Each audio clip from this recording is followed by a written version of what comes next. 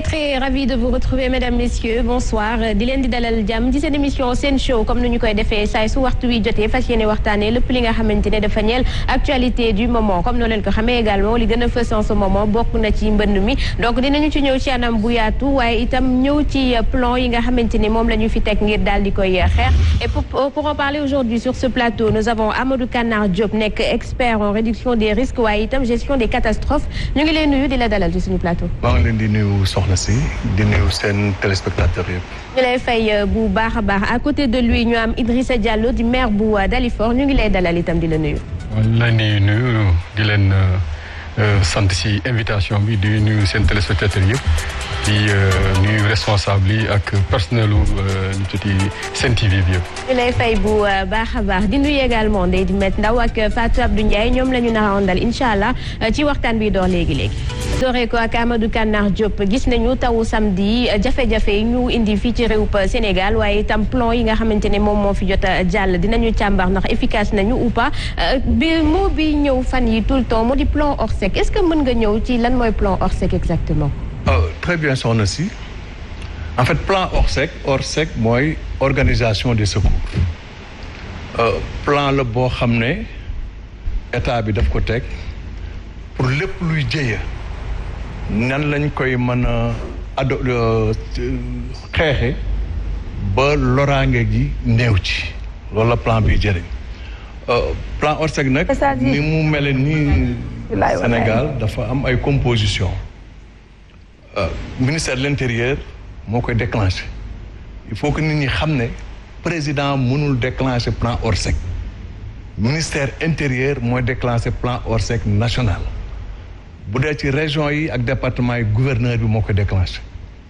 plan Orsec dafa am nan lañ koy mën a déclenché loolu aussi c'est bon à savoir bu jëyee amee bu intervention amee pompiers yi ñooy njëkk a dem intervenir bu ñu demee nag ba xool ne seen jumtukaay yi ñu yor mënta xeex jëyee ji ñu jàkkaar lool général bi commandé sapeur pompier day def rapport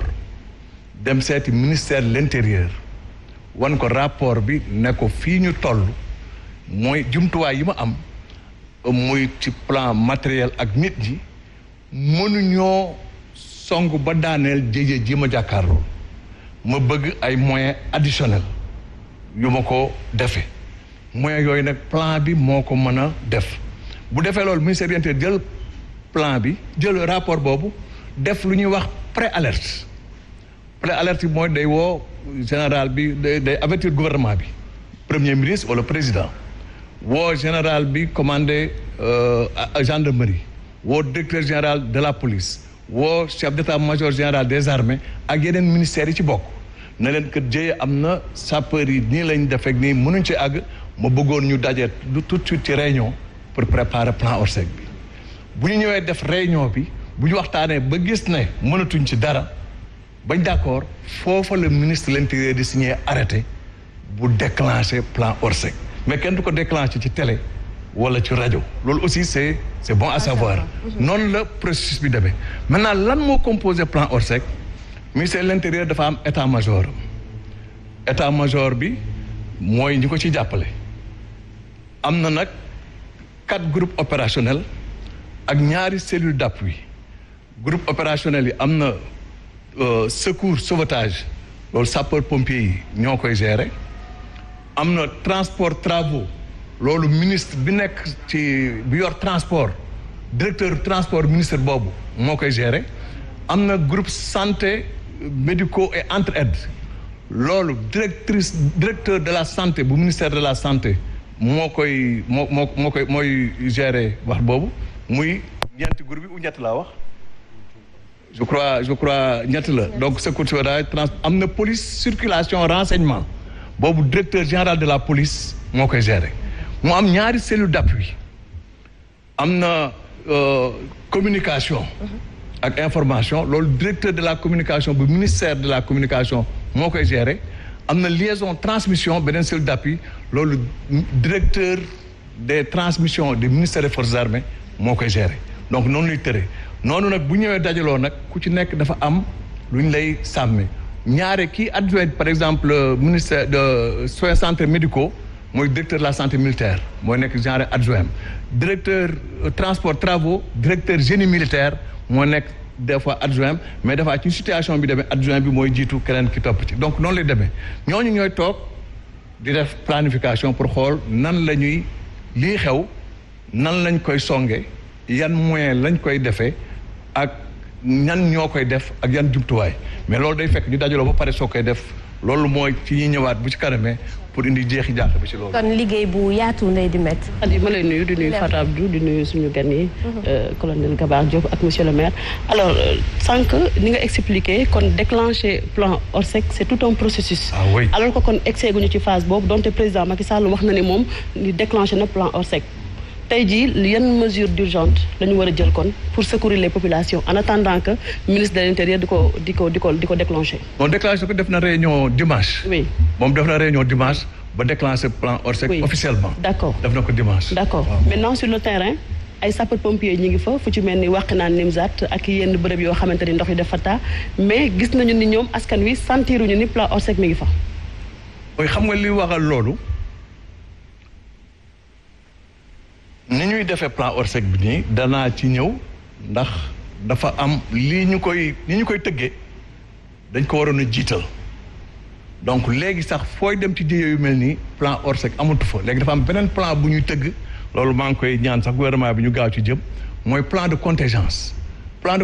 moo mën a gaaw a dindal nit ñi te loolu am na ci ministère de l'intérieur defar nañ ay plan wu Dakar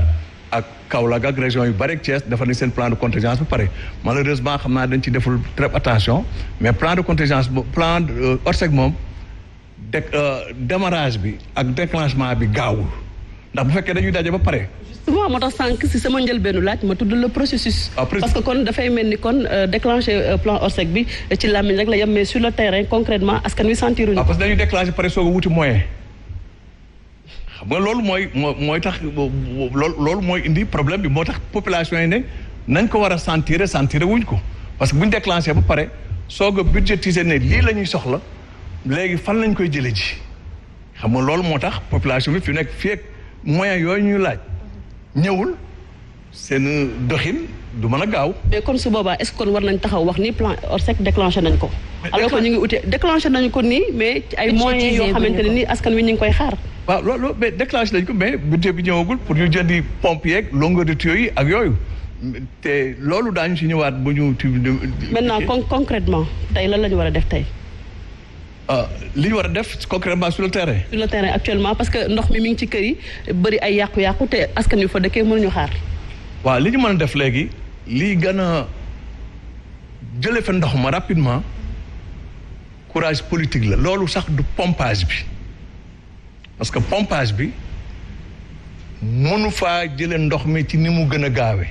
léegi li ko mën danaa la expliquer lu tax mais li ko mën léegi mooy ndox yi dañu am ay yoon nit ñi ñoo fatt yoon yi nañu am courage politique ubbiwaat yoon yi parce que ni Ndakaaru demee par exemple bu ñuy wax Dakar dafa am ñeenti lac mais principalement ñett parce que beneen bi daanaka def nañ ci ay mbalit ba mënatu ko considérer mais dafa am lac Cuuruur lac Wëruwaay ak lac Wooyi ak lac Mbëbës léegi tuur nañ ko wóor mais ñeenti lac yooyu dañu interconnecté woon booy xool carte 1947 léegi yooni ndox yi yu wàcc ci Ndakaaru yëpp ak ci banlieue bi da doon couler jëm ca lac yooyu moo doon réceptacle naturel am bu dee ci côté kër Mbay Fall Marigodu Mbaaw moo doon réceptacle naturel am léegi nag diggante yoon yooyu jëm ci ñeenti lac yooyu war daje ndox bi la nit ñi dëkke tant que dagguñu ko ñu amaat seeni yoon wala ñu wut canalisation yu mag yu remplacer foofu am seeni yoon ndox mi di fi des pourquoi nag pompage bi réglé wu ko en 2010 dañu def évaluation du système de pompage durant les inondations ci évaluation bi ñu xool ne 87 points de passage moo amoon les 80 points de passage n'étaient pas nécessaires parce que ils pompaient sur le bassin versant ils versaient sur le bassin versant donc principe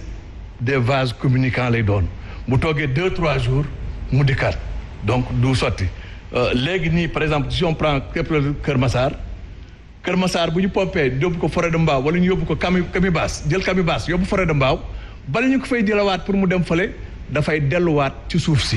donc dans 2 jours mu dikkaat fële. Pourquoi parce que ci forêt ci boo demee Kër Massar dafa amoon bu ndox bi doon wàcc foofu dafa am fu ñu wax genn golo benn genre petit lac bu jaaree ci genn golo gi lay dem marigot de Mbao loolu yëpp bouché nañ ko donc pompage bi c'est pas une solution pérenne. Fatou Abdou. Xadi namoon nañu la bu baax a baax. maa ngi lay nuyu lay Dimet Ndaw bu baax a baax nuyu monsieur Diop ak monsieur Diallo monsieur Diop dañu gis bi ñuy déclenché plan Orsec en 2012 le ministre de l'intérieur bi fa nekkoon Mbaye Ndiaye dafa woote taskatu xibaar yi ñu wax ne lii lañ ci fas yéene dugal nii la ñuy doxalee maanaam le processus a été défini le budget également aujourd'hui bu fekkee ne ministre bi ci boppam moo wax moom Aly Ngouille Ndiaye que ne le budget d'ici la fin de la semaine ci la ñu koy xam ndax kon li ñuy wax naan dañoo déclenché plan Orsec muy plan de secours immédiat moom la ñu nekk jamono jii nii. oui c'est-à-dire que dafa am sax ci depuis 2010 dafa am lu ñuy wax matrice des actions prioritaires boo xam ne état bi daf ci def annuellement 2 milliards rek daan def ren je crois que c'est 1 milliard et quelque mais 2 milliards rek daan def dañ ko daan budgétiser annuellement donc bi doon plan Orsec bi dewoon parce que 2012 dañu am 3 pluies yu en une semaine yu def 250 millimètres. 2005 dañu amoon 4 pluies en une semaine yu def 200 millimètres ci lañ créé woon plan Jaxaay donc 200 millimètres rek la woon 2012 250 millimètres la sur 3 pluies en une semaine léegi xam nga on est à plus de 300 millimètres sur Bachar donc vous voyez un peu la différence. mais li taxoon loolu ba ñu koy déclenché fekkoon na dara lu xew amagul donc les 2 milliards étaient disponibles loolu matrice ñu jël ko engagé ko commencé ko ci matrice d'action prioritaire yi en attendant que comment dire encore ministre des finances dem wutiwaat xaalis pour yokk ko waaw bii nag dafa fekk action matrice d'action prioritaire yi ministère en charge de l'assainissement commencé woon na di ko utiliser certainement parce que tel. mais suñu waxee ne utiliser nañu loolu ñu dégg 750 milliards y en a qui parlent de 767 milliards même si dañu koy investir de manière graduelle c'est-à-dire 1 an et 66 milliards yi topp ñu joxe ko est-ce que waroon nañu yegg si fii ak bu ñu yeggsee fii ndax war woon am une solution daar. Très bien, ça c'est une très bonne question. Qu'est-ce qui s'est passé en 2012? Les quartiers traditionnellement yi nga xam ne da doon inondé c'était surtout Médina Gounass, Djiddah Thiaroye Kaw, Dalifort, chez le maire Idrissa Diallo, un peu dans le Yeumbeul et début comment dirais-je encore. Zone de captage. Partie Aturi et zone de captage. Zone de captage sax 2005 la. moo indi kii bi donc ak zone de captage 2005 la. donc yooyu doon inondé soo gisee ren inondé wul malgré que foofu moo doon zone d'inondation bu gën a importante ci biir ñëpp xam Médina Gounass. bon ren bu du woon pluie exceptionnelles yi nga xam ne dafa tajaloo boo xam ne aussi aucun état ne peut se défaire des pluies exceptionnelles. fu pluie exceptionnelle amee catastrophe la. donc ren bu du woon pluie exceptionnelle yi ñooñu déggatoo ñuy wax inondation léegi c'est les nouveaux quartiers yoo xam ne nii aussi tali yu bees yi yokk na ruissellement bi les nouvelles infrastructures yokk na ruissellement bi mu booleeg pluie exceptionnelles yi loolu boo ko feesal donc loolu on savait que dana am inondation mais nag ampleur bi mu jël waajuñu ko woon mais comme ni ma la wax les anciens quartiers traditionnellement inondables ren tane na bu baax a baax. mais dañuy dégg tubaab di wax ne on apprend de ses erreurs c'est-à-dire anciens quartiers yi bu ñu inondé état est-ce que war woon prévoir les nouveaux quartiers assainissement urbanisation ak lépp loo xamante ne mooy suivi des installations ba tey du ñu yegg si fii. logique loolu logique la. mais c'est-à-dire que c'est vrai je défends pas l'État mais on est quand même dans un pays plus ou moins sous-développé bu bari ay priorités xam ne looloo tax mais waroon nañu bala ñu del fenn ñu préparer fu ñu fiy dëkk assainir ko defar ko ba bu ndox mi ñëwee du ci jàll mais nag ren ce qui s'est passé ren même bu ñu assainiroon du ñu jël canalisation yuy def pluie exceptionnelle boo def canalisation da nga koy def dans les pluies régulières parce que c'est cher sur ce plan donc doo ko mënoon jël pluie exceptionnelle donc pluie exceptionnelle bi ñëwee fokk inondation am li ba ta jàngat leen ñi mooy la résilience mooy bu dara xewee nan lañ ciy gaaw a génne loolu foofu la mbir bi nekk surtout. te foofu sax dinañu ci ñëw tout à l'heure mais bari na ci askan wi ñu foogoon ni tàggoo nañu ak mbënd mi bokk na ci monsieur le maire ñi dëkk Cité Soleil ginnaaw bi ñu réceptionné ouvrage foofu def fa liggéey bu am solo mais ñu gis ni que ñoom itam samedi bi mu tawee dañu nekkaat ci biir ndox bi. waaw jërëjëf maa leen nuyuwaat di nuyuwaat commandant ah c'était mon maître. fekkoon naa ko prison civil. c'est une matière moo xam na ko bu baax a baax déclenché na plan ORSEC yu bëri bëri donc di koy sant on apprend toujours avec lui. donc Cité Soleil tout Dalifort samedi il y avait de l'eau donc c'est normal parce que li muy wax xam nga quantité d'eau buy daanu sur une surface ça dépend parce que damay ne Sénégal lu ñuy tabaxee kër yëpp dañ koy dër yëpp dañ koy def toiture gouttières yi génn yëpp sur la même route day am ñaari rigole war a jël ndox moo xam ne day jógee sur 50 maisons su ndox mi bëri rek mënul dugg day nekk en certain moment temps d'attente bi pour mu dugg si réseau bi day yéex mais ce qui s'est passé à Dalifort beneen phénomène la samedi il y a 2 bassin tampon la xam nga Dalifort moo gën a suufee niveau géej bi donc bu ñuy def travaux yi pour que ndox mi di dem directement géej ils ont pensé à mettre 2 grands bassins moo xam ne cas wu pluie yu mel nii en cas de marée haute moo xam ne ndox bi mën a dem géej na nekk si bassin yi donc au bout de 7 heures 8 heures su marée bi changé mu mën a écoulé wu. il s'est trouvé que ndox bi dafa bëriwoon tellement que deuxième bassin dafa feesoon donc quartier yi nekkoon à côté période boobu dafa inondé et on a été obligé de le dire il faut ngeen ànd ak seen calme su marée bi changé rek day wàcc effectivement 22 heures marée bi commencé changé yëpp commencé wàcc donc ndox mi commune bi dara demuloon parce que lépp dafa doon dem si bassin yi pour mu dem géej donc en certain moment ça s'est arrêté parce qu'il y avait la marée haute mais c'est un phénomène moo xam ne c'était prévu ne woon nañu su pour exceptionnel yi ñëwee daje ak marée haute vous serez inondé bu ñuy def travaux yi sax loolu la ñu waxoon c'est la première fois d'ailleurs depuis 2013 ñu ko 2014 ñu depuis exceptionnel bi daje ak marée haute voilà donc. mais kon pourquoi nga accepté kon di ànd ci ñuy inauguré ay ouvrages yoo xamante ne nii parewul li ñu inauguré eau usée la eau usée Cambérène lay dem eau pluviale ñun pour ñun géej lay dem. mais am na ñaari projet je suis d'accord mais am na ñaari projets yu fa taxawaloon. benn bi ça très bien benn bi ça tourne autour de 4,5 milliards. beneen bi tamit am na beneen xaalis tamit bu takku buñ ci dugal. mais li presque 10 milliards. très bien mais li askanu Dalifort comprendrewul monsieur le maire di accepter di ànd ak directeur général ONAS ñu inaugurer ay affaires yoo xamante ne nii ñoom jàpp nañ tey jii nii seen problème ci mbënd jeexoon na. non c'est 2 problèmes différents xam nga am na ñoo xam ne dañuy show parce que ñu dem vers les élections locales loolu aussi il faut que ñu comprendre communication nit ñi directeur général ONAS li mu fa def il a vu un réseau moo tax amoon na réseau eau pluviale bu mu connecté si premier réseau bu am bu projet bi def mooy bu ngay wax mooy bu ADM def boobu c'est de grand canal moo xam ne lii ñëw li sew yëpp dafay tuuru mais boobu c'est dans la commune parce que ñun dañu am ouverture baie de Hann boobu falee dem mooy eau pluviale eau usée mu ngi dem Cambérène c'est un autre réseau boobu lañ doon réceptionné avec le ministre de l'assainissement donc eau usée boobu dañu ne ils sont là pendant 1 an pour vérifier parce que le réseau depuis 3 ans ñu ngi koy defar on est là pour vérifier fu fonctionné wul ñu wax ñu fan la ñu réparé ko donc premier jour ouverture c'est normal il y avait même les pompes mais léegi pompe bu koy pomper c'est pas automatique encore dañ koy def manuellement suñu soxla ñu taal parce que seen lekk bu war a def kii def naa matériel bi c'est pas complet wala matériel bi ñëw na mais installé wuñu pour que chaque fois muy déclenché wu automatiquement donc pour man tout début chantier boo gis nga ubbi ko débar war na ko di défendre ONAS. parce que ñu bëri dañu jàpp sax yow ne da ngay défendre Lansana Gagny Sakho ci dossier boobu parce que déggoon nañ tamit Awaña di interpeller DG ONAS parce que dañu wax ni milliards yu bëri dugal nañu ko foofu noonu mënuma défendre Lansana tey mu tombé encore ak 767 milliards yi askan wi di laaj tey fan la man Lansana bokk nañ école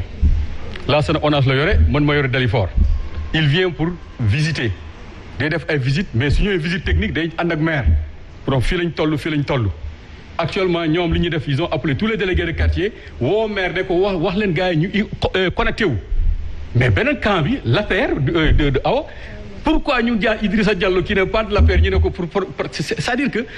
mën leen comprendre c'est de petits gestes moo xam ne c'est pas bien le fait que ñu ne Idrissa moo ne population bi nañu connecté wu alors que moom àndul ak Macky Sall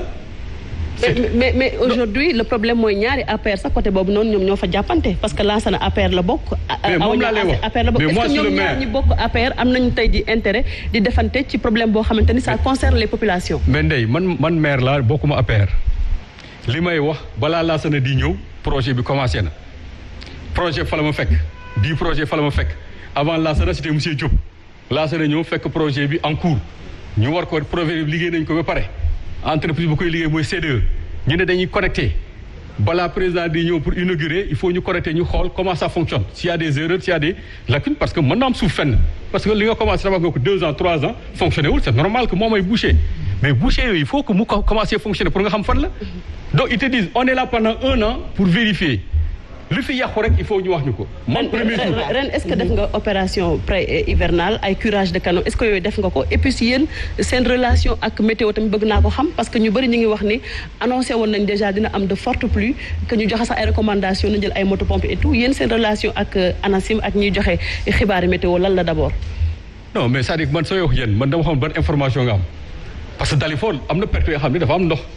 loolu y' a pas de réseau d'évacuation des eaux pluviales eaux usées moo fa am mooy Touba Serat Darou Salam et wut la beneen côté bi man Cité Soleil laa jógee tey. d'accord mais cité à Cité Soleil moom bu muy taw non bu muy taw. j'ai fait parce que sama mairie presque Cité Soleil nekk. man bu muy taw bu fort c'est la mairie. j'ai fait le tour am na ay zones yoo xam ne mënu foon dugg y avait beaucoup d'eau mais 1 heure après y en avait plus. d'accord maintenant c'est normal léegi. ni ñu koy waxee nii. monsieur le maire quelle est aujourd'hui la responsabilité des maires parce que bu ñu gisee ne tout le temps au-delà de vous parce que peut-être Dalifort c'est important mais on parle des maires ci collectivités yi parce que presque toutes les localités ont été impactées par les pluies tey lan moo ci responsabilité maire yi tey. mais responsabilité maire c'est très clair da war a soulager population yi si parce que ñu ne kii déclenché plan Orsec ça veut dire ça dépasse tout le monde processus bi mu ko expliqué su général bi demee sax mënul il faut que mu def rapport c'est de soulager en fonction des moyens que les gens ont. les maires lan la ñu fay ay motopompe la motopompe on n'a pas 50 motopompes par mairie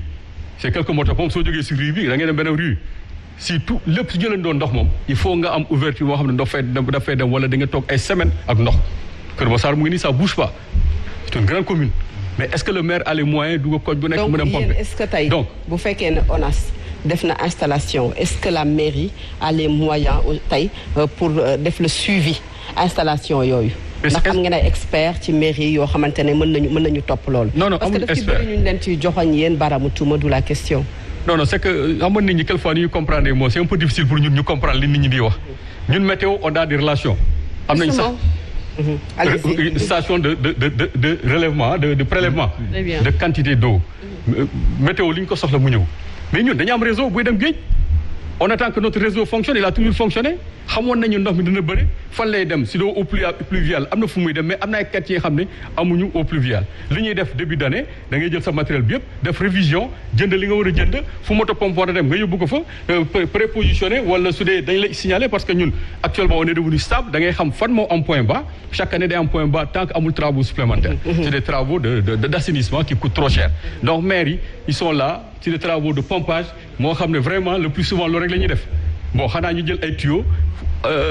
vers ginnaaw raay ñu dugal ko d'un point à un autre pour que ndox mi mën a écouler wu tuuti mais loolu c'est des solutions vraiment provisoires. alors le chef de l'État bi nga xamante ne samedi le taw bi am jur ay jëye 6 morts au Sénégal mu dem Niger dem le lundi même s'il est rentré def réunion 20h boo xamante ne adressé wu na à la nation tey doxalin boobu nga xam ne gis nga ko ndax yow doy na la. non doyuma man dama ne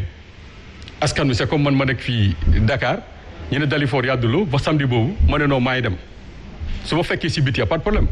mais mënuñu fi nekk situation exceptionnelle ba ngay def tweet naan da ngay demander ministre mu déclencher plan Orsec yow doon na meeku askan wi c'est-à-dire y a un petit réconfort moo xam ne da nga koy jox nit ñi entre avec ta seule présence nit ñi xam ne ñi ñuy jiital fàttewuñu benn yoon même s'ils le font pas c'est parce que peut-être qu'ils le peuvent pas mais moi je crois que c'est un signal très n'est pas bien bu ñu envoyé lan lañ doon réglé ji le problème du Mali des Maliens entre ñoom CEDEAO am na ay décisions yu bëri ñu fi jëlee je prends le cas de Khalifa Sall de Karim mais Sénégal bu su ko faale ban importance Sénégal mën a am si ñun ba président di béy suñu problème yi fii des Sénégalais mu ne day dem réunion CEDEAO une réunion ordinaire pas extraordinaire pas une réunion moo xam ne y a quelque chose de très grave ñu woote c'est une réunion normale moo xam ne c'est prévu depuis des trucs mais il n'a qu'à envoyer ces messages là des messages à envoyer mais au moins mu def tour dans parce que les gens souffraient mënoo jiital kenn nag en pleine souffrance mu jël avion dem fay vraiment c'est le commandant qui a quitté son navire pour dem si navire jàmbur en attendant kii bi di ji. yaa ngi wax sànq opération de pompage yeeg yooyu noonu mais man bëggoon naa xam ci fonds yi leen jagleel ci biir maire yi est-ce que tey am na koppar yoo xamante dañ ko fi teg rek pour mu régler daar solution yu mel ni wàllu inondation. nga ne koppar yi ñu jagleel maire yi. dañuy wax fonds de dotation des fois ñu wax. fonds de dotation dañuy forcer 19 millions xam nga fonds de dotation pour lan la. les fonds de concours fonds de dotation pour les compétences transférées. Justement. École bi santé bi culture bi sport bi tout c'est-à-dire yéen fu ngeen war a casse c'est que mairie yi wala doon rien dans l'assainissement mairie ñu ngi casse sax même l'AMS nee na dañ ko def une compétence transférée jox ko mairie yi pour que au moins parce que ñoo koy dund mais li ñu fay dugal aussi en fonction des moyens ñu am la mairie yi fonds yi ñu jagleel amul parce que une mairie actuellement les mairies de Dakar yi ma gis yëpp les mairies dans anciennes mairies tous les fonds de l'État c'est une quarantaine de millions. Pakasen bi aussi tamit. Pakasen bi aussi tamit jaruñu leen dara. non Pakasen c'est pour des projets bien précis. da ngay naan lii laa bëgg a def lii laa bëgg a def ñu jagleel le montant global ñu ñëw di étudier ak yow moom ngay financer xaalis boobu fa lay dem. sinon du ñu fay pour leneen. boobu rek la ñuy fay chantier bu nga prévoir. mais kon lan moo tax kon nit yi di wax ne dafa yomb trop mairie yi bëgg a raxasu seen loxo ci affaire inondation yi ak assainissement bi wax ñoom seen yoon nekku si. waaw xam nga dama lay benn affaire. il faut ngeen bàyyi xel journalistes yi année électorale il y a beaucoup de gens yoo xam ne c'est des candidats cachés. Il faut toujours que ñuy viser le maire les maires la so maire yi amuñu jàmm temps yi parce que ku jóg rek ñoom ngi attaqué parce que ils seront tous candidats ñoo ñu koy wax mais wax analyse subjective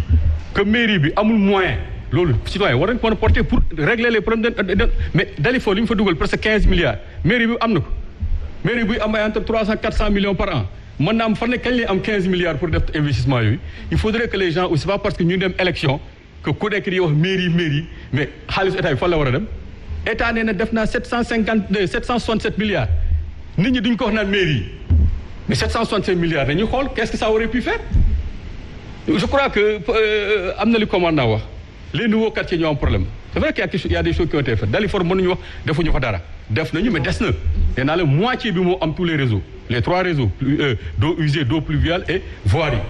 mais yeneen quartiers yi si am benn réseau la ñu am mooy réseau d'eau usée donc su tawee moom day taa moom parce que ndox du am fenn mu fay dem bii boobu égout la comme ni la ko waxee boobu day dem station yi dem station d'épuration Cambérène mu dem bu war a dem géej ndox muy war a dugg si canal dem am na côté boobu ay quartiers yu mag nag à Dalifort yoo xam ne amuñu ko donc il est prévisible que chaque fois mu am problème mais il faut pas qu'on demande à la mairie de faire le réseau des eaux pluviales foofu mënu ko da ko mënul sax kooku état moo ko moom mu ngi koy def. Et en parlant état bi a plus de structures si vous permettez il y a l'ADM il y a ONAS il y a d'autres structures qui s'en occupent qui font vraiment des travaux dans ce sens-là. Et en parlant d'état Amadou Kanar Diop gis nañu ni que comme nañu ko waxee tout à l'heure ANACIM alerté woon nañu ay mois auparavant mais état bi defu ci dara ba tey ñu toll fii dans l'urgence lan la ñu mën a def ba amoindrir dégâts yi sachant que hivernage bi jeexagul. waaw li ban def soxna si pour amoindrir dégâts yi mooy déjà ndox mi génn fi te ndox mi nee naa la courage politique la il faut que parce que xañ na du ñu am moyens yu ñu defee léegi ay canalisation mais yoon ñi nga xam ne dañu toog taxaw ci tànk yoon bi te loolu xam nañ ko mais quitte à ce que ñu enlever kër yi reloger leen. c'est-à-dire ñi fa dëkk ñoom ñu jëlee fa seen ay dëkkuwaay. jëlee fa ay dëkkuwaay. quitte à reloger ndox mi dem directement dans les lacs yi nga xam ne foofu la war a dem mooy lac yi ma la cité Tuuróoru Waruwaay Wooy ak le Marigot de Mbao foofu mooy réceptacle yi ndox mi dafa takk bu dem foofu bu ñu ko defee mu dem naturellement. ñooñu ñi dëkk état moom moo leen di jox. ngir ñu dëkk ñi nga xam ne dañu jot a dëkk ba pare. ndax ku ne xam ne pour nga am peut-être bàyyi mairie yi moo la koy jox mais titre foncier bi ci état lay jógee. alors on laisse les gens ñu dëkk ba pare ñu ñëwaat loolu yaa ngi wax sànq mauvaise volonté mais li ma bëgg a laaj rek mooy c'est quoi exactement le problème parce que bu ñu gisee de Diouf à Wade à Macky jaar ci Abdoulaye Wade ñaata milliards la ñu ci def on parle de 818 milliards te ba tey le problème persiste. xam nga moom dafa laaj dans l'urgence. Dans l'urgence nii lañ mën a def. Maintenant personne ne dit au Sénégal qu'on a un problème d'aménagement du territoire. loolu ñëpp xam nañ ko. léegi je crois que voilà on a eu 2 conditions 2 raisons yu ñu ko waroon rectifier defuñu ko je crois que cette année daañu jóg ci aménagement du territoire pour de bon loolu c'est sûr je crois bien mais dans l'urgence nii muy def pompage génnewul ndox mi fi mu nekk. loolu c'est sûr parce que nee naa la def nañ étude banlieue bi fi ndox mi temps yëpp c'est sur un même versant donc boo ŋàccee fii dugal fii tu le mets sur un versant principe de base communicant. loolu moo tax ma laaj la ne la 818 milliards bu ñu ko xayma dugg na ci biir ndox mi mbir mi xaalis a koy defar wala boog dañu amul des personnes maanaam ressources humaines qualifiées yoo xam ne mën nañu génnee ci guute gi nga xam ne ñu ngi koy dund jamono ji. ressources humaines yi am na ñu koy def quant à nag li ki des nag je suis pas politique option politique la ni politique yi bëggee ne noonu la ñuy doxee lii mooy seen priorité noonu la ñu koy defee loolu vraiment mais lépp lu ñu war a bind ci inondation yi bind nañ ko xam nañu li mu war a demee aussi ANACIM a alerté mais li may wax ne et là je le dis encore au gouvernement que nañ changer paradigme plan Orsec amatul pour les inondations yooyu plan de contingence la ñuy def plan de contingence mooy lan ANACIM alerté na en avril ne daañu inondé ñu ne on va planifier pour mettre un plan de contingence inondation comment dañuy planifier woo maire yi woo gouverneur administratif yi woo communauté bi par exemple Kër Massar bu supposons wala représentant Kër Massar ñu dajale leen ne leen ñi ngi xaar inondation voilà la cartographie bu tawee bu inondation nangami kër daañu suux bu nangami kër suuxee nangami nit ñoo fay nekk niñ ko waxee nii ndox mi dana àgg tel niveau ay moyens tel moo fa war a mën a jëlee ndox mi bu ñu waxee ne ñii ñoo ko fa war a mën a jëlee loolu yëpp ci planification bu ñu waxee loolu pare nag ñu ne bu fekkee dañ fay jëlee nit ñi fan lañ leen war a yóbbu ñu cité ko lan ci planification boobu en avril fi ñu leen war a yóbbu lan lañ leen fa war a téye ñu téye ko loolu planifié ko en avril xool nag yan benn budget la laaj bu ñu waxee budget bi laaj ba pare na nangam la ñu ne maire yi lan ngeen ciy def président conseil départemental lan ngeen ciy def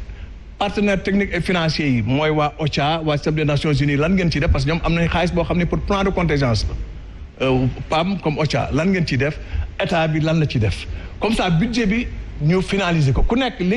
nga waxoon ne di nga koy def doo ko laal te nawet bi weesuwul pour que nga ci sécuriser ko bu boobaa bu dee taw bi commencé ñu récupérer budget bi du ñu wuti xaalis. parce que amoon nañ dafa am lu ñu bëgg a comprendre dañuy gis Diamniadio état bi di ko bàkkoo dippee ko la nouvelle ville. Diamniadio bu tali bi xar. ba ay nit mënuñoo jàll lan moo mën a expliquer loolu. péage bi baax tali bi nga xam ne mooy route principale bi te duñu ci fay xar le samedi ba oto yi mënuñ ci jàll info bi di jaar ci li nga xam ne mooy réseaux sociaux yi pour nit ñi moytu ko. ça s'explique.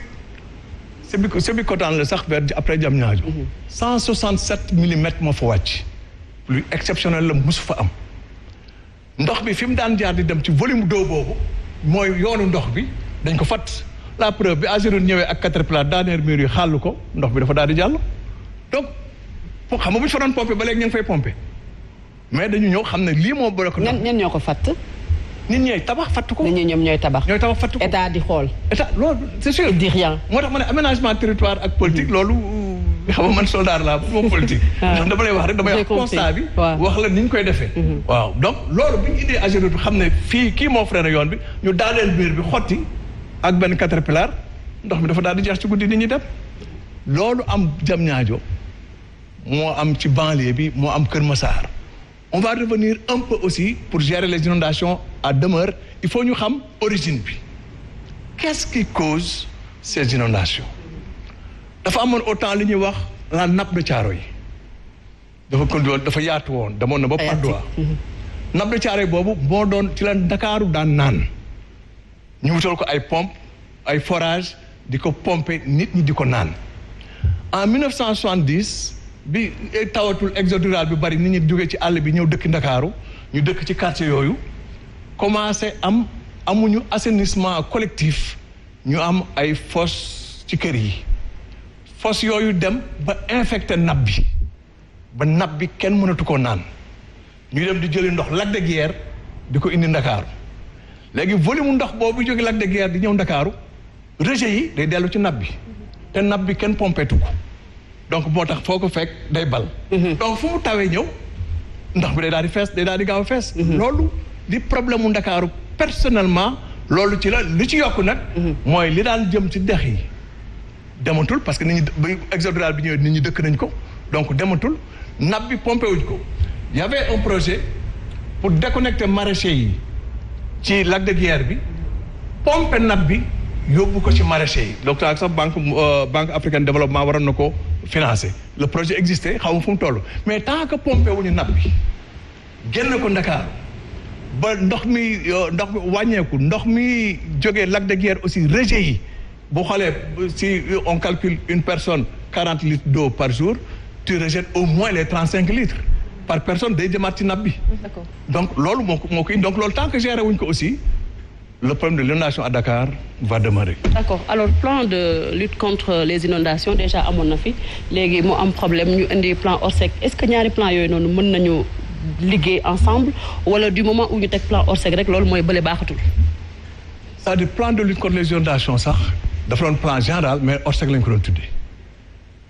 Orsec la woon rek c'est que bu fekkente ne nag dul urgence dañuy wax benn méthodologie li ñuy lutter inondation mais bu urgence ñooy Orsec lañ doon def loolu nag laay wax ne dañ ko war a téye bàyyi ko léegi di bu ñu amatee alerte ñu planifier plan de contingence nga xam ne nit parce que soo demee ci banlieue bi tey boo demee chez le maire Idrissa Diallo mais les résidents xam nañ fi ndox bi taa xam nañ fi yoonu ndox bi dem loolu ñëpp ko xam soo leen boolee nag ci plan de contingence boobu ñu wax la loolu wax la fi muy jaar xam nañ ndox bi fépp fi daan jaar ba dem ci Yarax buñ la ko waxee ñu planifier yëpp daj ko téye ko génn xaalis bi génn mooy naan en cas de yow yaay def lii di supertage mais buñ déclenché plan bi ci 24 heures yi population bi ak ñëpp bokk ci day dem parce que plan Orsec bi ndax population yi jaaxle top down la population dañu jékki-jékki naan plan Orsec gars yi ñëw ak seen i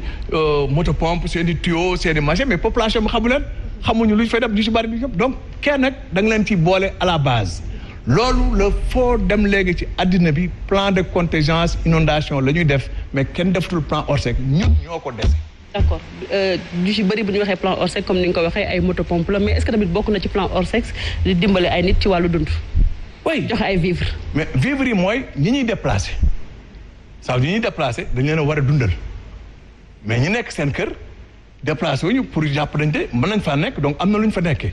mais ñi ngay déplacé ci plan Orsec parce que ndox bi daggu seen kër boobu plan Orsec moo leen war a dundal. alors bu ñu dellusee ci monsieur le maire gis nañu ni que président Macky Sall ci li mu doon bàkkoo ci campagne am mooy ni que jëlee na fi mbënd mi alors que ci plan décennal bi 10.3 donc la ñu ci matal bu ñu xoolee yëf yi est-ce que nekkul ni que dañu koy politiser souvent wàllum inondation yi moo tax mënu fi jóge. waaw c'est vrai que at yi passé taw yu bëriwuloon c'est incontournable mais ren man li ma reproché gouvernement bi c'est que bu météo waxee ak li mel wax ñëpp wax. ñu seetaan commandant waxee. waroon nañu déjà prépositionner affaire. même suñu def réunion yi xam ni lii xamuñu ni muy demee bu ñu demee ñoom côté agriculture lañ doon gis. dina naat mais est-ce que mënuñu am plus exceptionnel loolu defe naa gars yi xalaatuñu ko donc fu mu nekk nii moom plan de lutte contre les inondations man bu ma déglu montant yi 765 la xaw ma 67 milliards. et 400 et quelques ñu ne pour le logement la 400 et quelques milliards. pour le logement donc li muy wax ni ñoom ils se disent que dañu war déplacer ay nit mais est-ce que def nañu est-ce que loolu génn na. ñaata dégg naa tey ñu naan xaw ma il reste xaw ma 140 xaw ma ñaata wala 240. suñ la déggee moom mooy. à dépenser encore. suñ la déggee moom mooy état bi deful lu bari taw bi moo wàccul moom moo tax. non waxuma loolu. voilà les années passées. oui waaw état bi def na mais bariwul noonu comme ni ñoom ni ñu ko bëggee naan inondation amatul am na li des inondation moom mën nañ ko am partout selon taw buy wàcc mais bii avant taw exceptionnel yu week-end bi nit ñi commencé nañu inondé parce que nawet bi commencé na ñëw nit ñi inondé. laaj naa ko sànq monsieur Diop mais yow mi di politique lan moo expliqué tey Abdoulaye Wade ba ci Macky Sall koppar yu bari ñu def ci biir ndox mi inondation bi terewul Dakar et partout région yëpp nekk ba tey ci biir ndox mi. mais man lan moo ko mën a expliqué. man li may wax ma ne inondation problème national la dafa concerner tous les Sénégalais ñi nga xam ne inondé wuñu donc soo amee 760 milliards li nga war a d'abord parce que du ñëpp du Sénégal yi la mën a couvrir avec 700 et quelques milliards day wax nit ñi yan zone nga prévoir fan lan nga fa war a def ça coûte combien nit ñi mën a suivre ak yow suñu xamee ne effectivement fu nga wax def nañ koy tout feneen inondé na dañuy xam ne attention loolu c'était pas prévu mais 767 milliards koñ boo dugg ñooy xam ne am na li ngay investir foofu mais sénégalais lambda mënul xam alors que da nga war a def communication taxaw ne 700 pour inondation boo sonal sénégalais daf ñu tardel suñu économie dafa tardel population dañ siy feebar ren on peut pas faire sur tout le Sénégal mais au moins telle ville ñoom pour 2 ans 1 an fa la ñuy nekk parce que assainissement si loolu en un an mu jeex donc manque de transparence dañuy jiiñ communication de clairal nit ñi na tax man mii am naa sañ-sañ ne defuñu dara dañuy jiiñ politique yi lu ci bari ne lu fësul duñu ko wax ndaxte bu ñu def